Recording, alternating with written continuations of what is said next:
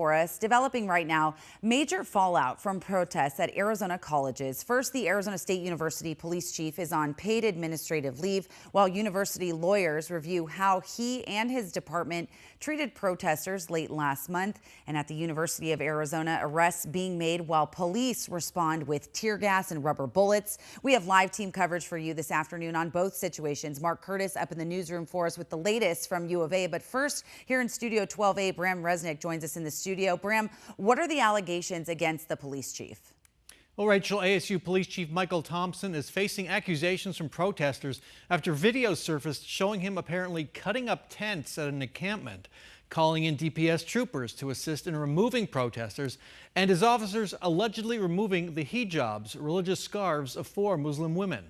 The internal review stems from the protests on April 26th and overnight into April 27th, when pro-Palestinian activists set up encampments outside of Old Main on ASU's Tempe campus. They stayed there well into the night. Our cameras were there as ASU police and DPS troopers forcibly removed dozens of protesters. More than 70 now face charges. I spoke with attorneys representing the protesters. They said ASU's police chief should have been fired. We see him in his yellow polo slashing those tents. He was there from the beginning. He knew what was going on. He should have. Almost 24 ASU students arrested at a pro-Palestine protest have filed a civil rights lawsuit in federal court against the Arizona Board of Regents, which oversees ASU. ASU declined an interview with us about this decision and review, but I'm told the review is standard policy.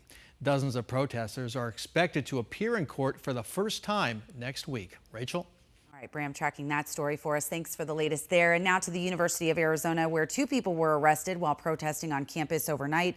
12 News journalist Mark Curtis is up in the newsroom with that angle of our continued team coverage. Mark? Rachel, Arizona's president says graduations and other ceremonies are proceeding as planned today after 2 faculty members were arrested on campus last night.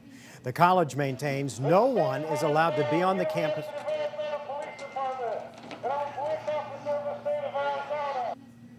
The college maintains no one is allowed to be on campus without a permit, but that isn't stopping protesters. Last night, campus police in riot gear fired tear gas and rubber bullets at protesters before tearing down an encampment that included wood and plastic barriers. 2 University of Arizona faculty members were arrested while protesting for the liberation of Palestine. They say there is no other way to get the university's attention than to break the rules and stay in these encampments on school property. If this were a lesser issue, yeah, it would be fine to just go and vote and email your representatives, but children are dying, families are dying. There's no time to wait with the usual means of action. We need this to end now. We are pleading with the administration, we're pleading with the police, please end the genocide in every capacity you have. Protesters are calling for divestment from Israel and transparency from the university. Police vehicles were allegedly damaged, and rocks and water bottles were thrown at officers and university staff.